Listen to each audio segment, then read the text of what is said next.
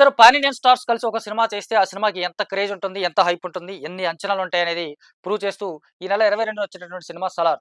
ప్రభాస్ లాంటి ఒక box office డైనోసార్‌గా చెప్పుకున్నటువంటి ప్రభాస్ లాంటి స్టార్‌ని, అలాగే 'కేజీఎఫ్ 2 పార్ట్స్‌తో ఓవర్‌నైట్ ఇండియాస్ టాప్ డైరెక్టర్స్‌లో ఒకటిగా మారినటువంటి ప్రశాంత్ నీల్ ఇద్దరి కాంబినేషన్‌లో ఈ సినిమా వస్తున్నప్పుడే చాలామంది అంచనాలు పెట్టుకున్నారు. ఆ అంచనాలకు తగ్గట్టుగానే ఈ సినిమాకి భారీ ఓపెనింగ్స్ వచ్చాయి. అడ్వాన్స్ బుకింగ్‌లు గానీ, ప్రీమియర్ షోస్ ద్వారా గానీ, ఇటు ఇండియాతో పాటు ఓవర్సీస్‌లో కూడా బిగ్గెస్ట్ ఓపెనింగ్ తెచ్చుకున్నటువంటి సినిమాగా ఈ సినిమా ఒక కొత్త రికార్డు క్రియేట్ చేసింది. ఓపెనింగ్ రోజు మొదటి రోజు ఈ సంవత్సరం హైయెస్ట్ కలెక్షన్స్ సాధించిన సినిమాగా ఒక కొత్త రికార్డు క్రియేట్ చేసింది. 178,00,00,000కు పైగా మొదటి రోజు కలెక్షన్స్ వచ్చాయి. ఆ తర్వాత కూడా ఆ క్రేజ్‌ని నిలబెట్టుకుంటూ దాదాపు 2, 3 రోజుల పాటు 100,00,00,000కు పైగా కలెక్షన్స్ సాధించింది. ఓవరాల్‌గా 'సలార్' 500,00,00,000 క్లబ్‌లో జాయిన్ అయిపోయింది. నిజానికి ఈ సినిమాలో బలమైన కంటెంట్ లేదు అన్న విషయం చాలా మంది నుంచి వచ్చినటువంటి పెద్ద విమర్శ.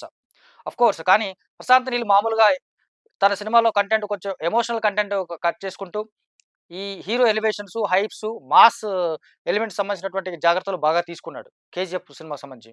బట్ ఈ సినిమాలో ఒక ఎమోషనల్ టచ్ మిస్ అయినప్పటికీ కూడా ప్రభాస్‌ని చాలా రోజుల తర్వాత ఈ రేంజ్ మాస్ ఎంటర్‌టైనర్‌లో చూడడం వల్ల ఆడియన్స్ కొంత కొత్తగా ఫీల్ అయ్యారు. ప్రభాస్ కటౌట్‌కి తగ్గటువంటి ఎలివేషన్స్ పడ్డాయి. యాక్షన్ సీన్స్ పడ్డాయి. దీనివల్ల సినిమాకి కొంత భారీగా క్రేజ్ వచ్చింది. దీనికి తోడు క్రిస్మస్‌తో కలిపి ఒక లాంగ్ వీకెండ్ ఉండడం ప్లస్ అయిపోయింది. మొత్తంగా సినిమా 500,00,00,000 క్లబ్‌లో చేరింది. మరి 1000,00,00,000 క్లబ్ వరకు వెళ్తుందా అనేది చాలా పెద్ద ప్రశ్నగా ఇక్కడ మిగిలిపోయింది. ఎందుకంటే ఇప్పటికి సినిమా దాదాపు ఒక 60-65% మాక్సిమం రికవర్ అయింది కలెక్షన్స్ పరంగా అని చెప్తున్నారు.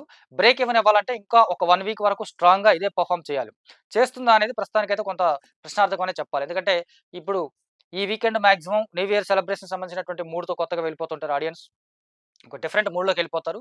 సినిమా కంటే మించి ఒక కొత్త జోష్‌లోకి ఆడియన్స్ ఉంటారు కాబట్టి, ఈ సినిమా మళ్ళీ బ్రేక్ ఈవెన్ అన్ని చోట్ల రిలీజ్ అయిన అన్ని చోట్ల బ్రేక్ ఈవెన్ అవుతుందా అనేది ఒక ఒక ప్రశ్నార్థకం అని చెప్పాలి. ఇక్కడ ఆశ్చర్యం ఏంటంటే, ప్రశాంత్ నీల్ సొంత రాష్ట్రమైనటువంటి కర్ణాటకలో 'సలార్' ఏమాత్రం ప్రభావం చూపించలేదు. కొంతమందికి నచ్చకపోయినా ఇది నిజం.